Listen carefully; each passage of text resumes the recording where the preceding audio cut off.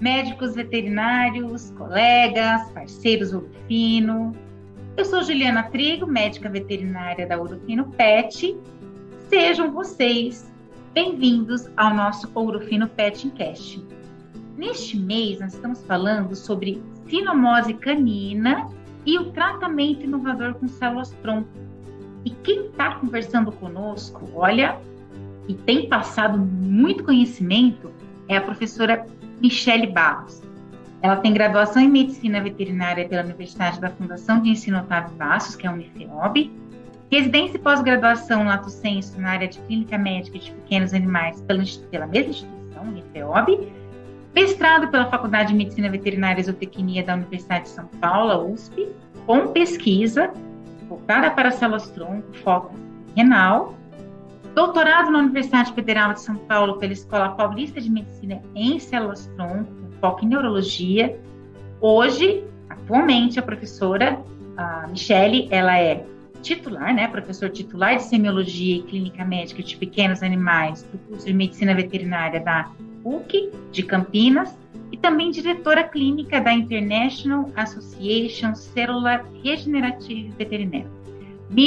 Bem-vinda a mais um programa dessa série que está maravilhosa, que é falar sobre células-tronco versus sinomose canina. Oi, Ju, querida, obrigada. Muito bom estar aqui de novo e poder compartilhar um pouquinho aí do conhecimento. Vamos falar de célula-tronco na sinomose, então. Bora lá. É isso aí. Mas tudo bem, a gente sabe que a sinomose, ela é uma doença extremamente conhecida, certo, Mi? Sim. Nossos colegas sabem sobre sinomose, mas vamos conceituar, até para facilitar o entendimento de onde as células-tronco elas entram, para o tratamento dessa doença. O que é a sinomose? Então, Ju, sinomose é uma doença infecto-contagiosa de altíssima incidência, que infelizmente também apresenta um alto índice de mortalidade. Ô, Ju, você sabia que aproximadamente 50% dos pacientes que contraem a sinomose canina têm uma apresentação subclínica, Olha só. não apresentam sinais clínicos, então assim, ela tem uma altíssima incidência dentro dos casos que são computados, porque muitos desses animais entram numa situação, por exemplo, de subclínica, onde ele não apresenta sintomatologia clínica, ele está eliminando vírus, ele está infectando outros animais, mas a gente não tem essa percepção, não consegue contabilizar isso daí. Olha só, hein, pessoal?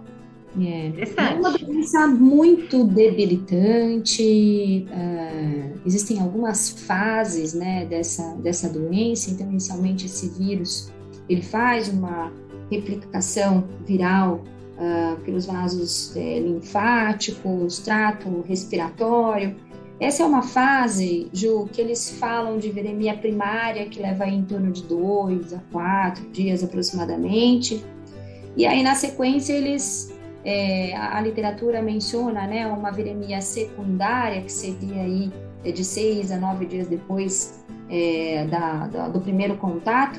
E aí esse vírus faz uma propagação importante hematológica, consegue atingir todos os outros tecidos, inclusive fazendo uma ascensão ao sistema nervoso central. Então, atravessa a barreira hematocefálica, porque ele se associa aí a plaquetas, a leucócitos, consegue atravessar essa barreira hematocefálica, e aí começa um processo de ataque direto, às células neuronais, num processo desmielinizante, perpetuante, constante, eu diria, Entendi. Então, é difícil. E assim, você comentou, super importante falar sobre as fases, sobre esse ataque neurológico do vírus, mas exatamente como que ele atua de forma a provocar todos aqueles sintomas que são bem conhecidos, sintomas neurológicos da sinomose? Bom, com relação aos sintomas, Ju, a gente percebe, então, tem pacientes que convulsionam, tem pacientes que não. Tem pacientes que têm ataxia cerebelar, outros têm ataxia vestibular, outros têm situações de tetraparesia, ou às vezes a mesma tetraplegia, enfim. A alteração neurológica que o paciente apresenta vai depender de onde o vírus se instalou. Então, a gente pode ter situações de animais com o que a gente chama, dentro da neurologia veterinária, né, de lesões únicas ou lesões múltiplas, então lesões em regiões específicas, então lesões em região de tálamo-córtex, tronco encefálico, ou mesmo cerebelar, ou mesmo medula, né, medula espinhal. E não necessariamente acometa só uma região. Então, a depender de onde esse vírus se instalou, né, e começou um processo ali desmielinizante, a gente tem uma sintomatologia clínica diferente, né, um processo de apoptose, né, e de efeito desmielinizante. E aí são os sinais clínicos. Mas eu acho, Ju, que vale muito a pena, e eu gosto de traçar esse paralelo, né? As pessoas me perguntam, né? Não, mas por que você vê a indicação, né? Por que essas células vão agir lá? Então, existiu um estudo muito grande da utilização das células em doenças neurodegenerativas na área humana, tá? E nessas doenças neurodegenerativas, principalmente falando de esclerose múltipla, onde a gente tem aí um processo desmielinizante importante, a ação imunomodulatória, ela é importante, a ação de poder de remielinização, de diferenciação celular em novos neurônios, e a própria condição remielinizante são fatores importantes que podem ajudar nesse processo todo, tá? A gente acaba transpondo muito do que acontece na medicina humana para a medicina veterinária, e nesse caso não foi diferente. Então, os trabalhos todos dentro que falam, né, da fisiopatologia, da sequela neurológica causada pelo vírus da sinomose, né, do processo, do evento neurológico que ocorre ali pelo vírus, o que é consenso geral, assim, de todos os autores é que existem muitas citocinas nesse evento desmielinizante, tá? Então, lá, eu acho que é importante falar o seguinte, nós temos duas fases. Quando o vírus atinge o sistema nervoso, lá a gente também tem duas fases. Então, a gente tem a fase não inflamatória e a gente tem a fase inflamatória. A fase não inflamatória, que é caracterizada como uma fase aguda, a gente tem um ataque do vírus direto aos astrócitos e oligodendrócitos ali, já provocando uma grande desmielinização, e ali a gente tem todos os problemas da falta da bainha de mielina, né? Só que esse vírus, de forma muito inteligente, ele diminui toda a sua exposição, porque ele está dentro da célula leucostária, né? Ele é um parasita intracelular obrigatório. Então, de forma muito inteligente, como se ele se escondesse, né, os bracinhos dele, para a gente conseguir entender melhor, dentro da célula imunitária. E o sistema imunológico não reconhece que há um patógeno ali e não destrói essa célula. Então, há uma persistência viral no sistema nervoso. O vírus mantém-se lá, porque não há nada que destrua, porque ele não consegue ser reconhecido. Só que, Ju, olha só o que acontece. Essa persistência viral, gera uma série de reações imunes. O fator de necrose tumoral, por exemplo, é uma citocina que tem um grande poder desmielinizante. Então, não é só o vírus que vai lá e ataca as células neuronais. As reações imunes decorrentes dessa persistência viral, mediante esse fator de necrose tumoral e outros fatores, também promovem esse processo desmielinizante. Quando a gente chega nessa fase, a gente chama de fase inflamatória, que é uma fase crônica, fase inflamatória, que é mais ou menos aí de 6 a 7 semanas após a infecção do vírus no sistema nervoso central, né? E aí, Ju, entra a questão de que o que a gente pode fazer, né? Existe uma fase inflamatória e o que a gente pode fazer para tentar reduzir, parar esse processo desmielinizante crônico, né?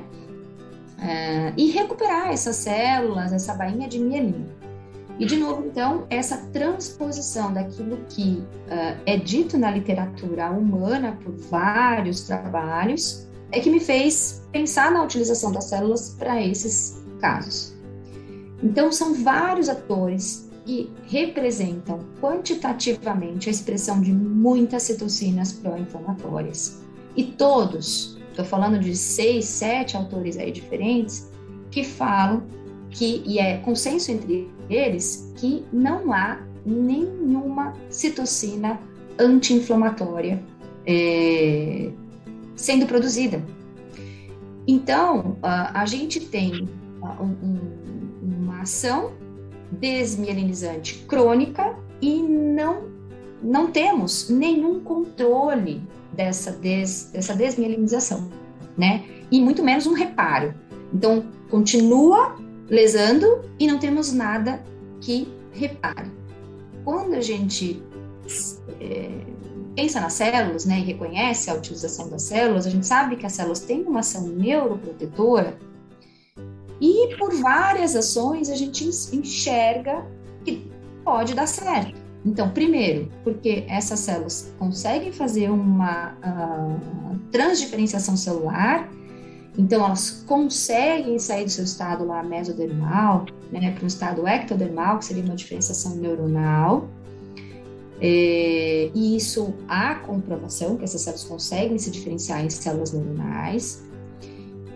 Há também um estímulo, né, que claro que vai depender da onde afetou a bainha de mielina, mas há também um estímulo e é possível a gente, e trabalhos mostram isso, promover uma ação remielinizante, né? Então, trabalhos mostraram, inclusive, com eletroencefalograma, a condição dessas células conseguirem passar ali o impulso, né? Diminuem o estresse oxidativo local, melhora aquela inflamação, secretam citocinas com ação anti-inflamatória, que é tudo aquilo que a gente precisa para ter um contraponto daquele outro lado onde a gente só tem citocina pró-inflamatória sendo liberada. São várias ações das células mesenquimais que contribuem terapeuticamente e trazem aí essa melhora clínica desses pacientes com essas sequelas. Então é isso. Excelente, Mi. Mais um banho de conhecimento dessa mulher, hein, gente? Dessa médica veterinária, colega maravilhosa que é a Michele. Bom, Mi, muito obrigada novamente pela sua presença. E não acabou não, viu? Semana que vem de volta conosco. Eu que agradeço, viu? Muito bem, pessoal. Excelente tudo que a gente aprendeu com a Michele hoje. Na próxima semana nós vamos continuar falando sobre sinomose canina e o tratamento com células-tronco. Não percam. E outra coisa, vocês já conhecem a nossa nova plataforma de ensino que é o Ayuse Saber? Se você não conhece, você está perdendo. Vai lá, faz seu cadastro, que você vai ver vários assuntos técnicos, inclusive tem conteúdo sobre células-tronco lá. Vocês vão ver conteúdo sobre marketing, sobre gestão. Então, eu tenho certeza que vai contribuir muito para os seus conhecimentos, ok? Então, até o nosso próximo encontro. E antes de eu finalizar, nos sigam em nossas redes sociais, @ourofinopet, é o mesmo endereço, pessoal, no Instagram, no Facebook e para o TikTok, ok? Até semana que vem, tchau!